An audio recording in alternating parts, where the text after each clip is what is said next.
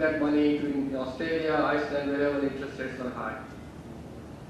And then the financial markets began to unravel, and people thought, well, it's too risky now. So,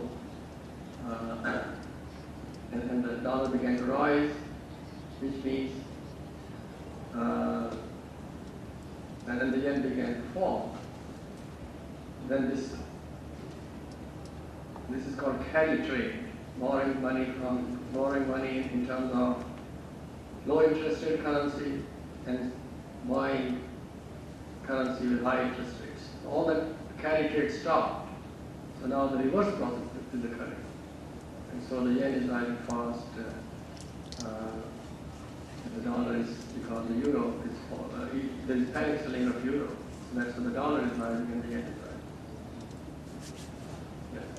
We hear a lot about trickle-down economics right now. It's a theme we're hearing over and over from politicians. And I mean, what are your thoughts on just that theory? Trickle-down economics is really trickle-down poverty. Those on the top get richer, and those on the bottom don't see any prosperity at all trickling down. They actually see a rise in poverty. So this is trickle-down. That's the main problem. And why is that problem? Why did that develop? It's because of the system, of official corruption, the money being so strong in politics. In the very first chapter of the book, I write that corruption is the main cause of poverty everywhere in the world. It's not the lack of theories or lack of resources. It's corruption, including the United States.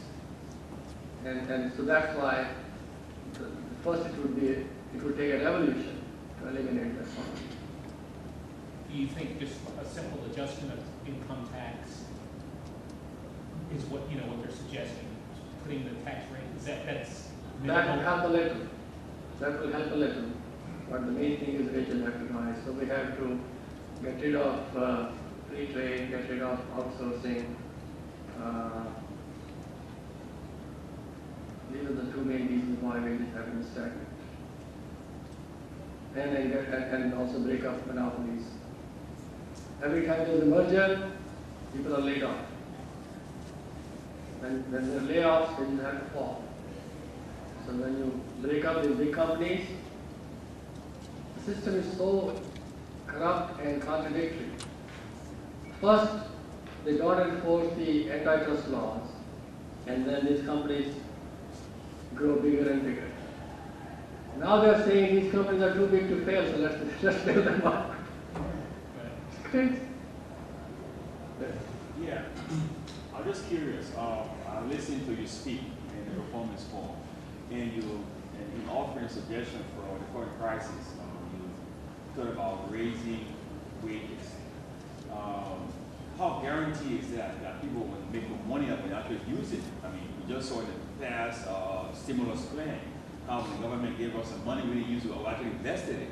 How sure are you that if we increase wages, it's going to automatically trickle down, going to be more demand or supply? Don't you think if we increase wages, people are very afraid they're going to take their money and invest and keep it somewhere? A lot of people have unsatisfied demands, unmet demands, especially the one half of the population which lives from paycheck to paycheck has unsatisfied demands. Some of them don't even have apartments. They're homeless. They're workers. They earn the minimum wage but don't have apartments. And so if their wages go up, they certainly will spend them. Why would they not spend that money? They certainly won't spend money if you cut their tax, which is a temporary measure. So if there's a temporary rise in income, you're likely to save it. But if there's a permanent rise in income, you know every year after year you get that income and you spend it. So you're talking about a permanent rise in income, not a temporary Wow. rise. Okay. When you raise the wage, it's a permanent rise. Okay. It's not a temporary rise in income. You realize. You're talking about raising real wages. You also seem to advocate the government raising minimum wage. Isn't that an artificial stimulus, just like changing interest rates?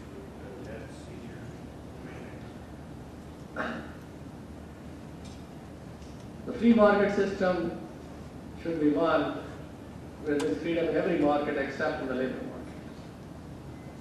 Because you find that the employer has much bigger advantage over the worker. The employer's productivity can rise through new investment, but the worker's wage will not rise automatically. It depends on how many workers are job seekers, how many job seekers there are. So, for this system to work, for demand supply balance to remain, wages have to rise. Now, the question is, what's the goal of macroeconomics? The goal of economic policy is to raise everybody's living standard, and everybody's living standard. So if you have to set a minimum wage that will raise everybody's living standard and keep the economy healthy, why not? There is no reason for ideology. The theory, the policy should be such that raises everybody's living standard, and therefore you need that minimum wage because the worker is at a disadvantage with respect to the employer. Would it make more sense though to switch that thinking to companies? Because part of a company increasing itself is reinvestment. Similar situation with the U.S. steel mills, which are built 100 years ago, whereas the stuff that's being produced in other countries now, other steel, with new factories, they have better quality steel, more price steel, and everything else. So it is the same thing on saying take those profits and reinvest in people. Why would anybody reinvest if there is no demand for goods? These companies don't invest so that for the goodness of their heart. They invest money to expand their business if only they can sell their products. If there's not much demand, why would they expand their investment? Even if you cut, this is the amazing part. They cut these corporate taxes, they cut income taxes, so automatically they think the companies would invest. That's what they tell us. No, why would people invest if there's not enough demand for their goods? If they can't sell what they're producing now, why would they expand their output in the future? There is no reason for investment just because potential profits are high, or taxes are low, or interest rates are low. Business expansion or new investment will come only if there is sufficient demand. That's why until there are forces that would raise wages automatically to the level of productivity, the government has to set the minimum wage. But I have, in chapters 11 of this, a system called economic democracy. I've suggested that we should have economic democracy. In that kind of system, there would be no need of unions, no need to set the minimum wage because the majority shareholders would be workers. And then they would appoint, and they would automatically, wages would automatically rise in such a system when productivity goes up. So until that system is established, you have to have a minimum wage high enough to go up with rising productivity and inflation. At the same time, does that force you to go outside the United States looking for workers because you're artificially inflated? Well, this is not the only thing. They have to cut the income tax and replace it with the tariff. They have to impose a tax on outsourcing. So a lot of things have to be done at the same time. How do you see this coming revolution proceeding? How do I see the coming revolution proceeding? Well, I think Mr. Obama would be elected. That's the first step. Then all the current theories have to be discarded, which is not going to happen anytime soon. And so that's why I don't see this revolution succeeding until 2010 or 11 or even 12. And Mr. Obama would try the existing theories, would try those measures first. Things will still get worse. Then he would try the ideas. So it's going to take some time.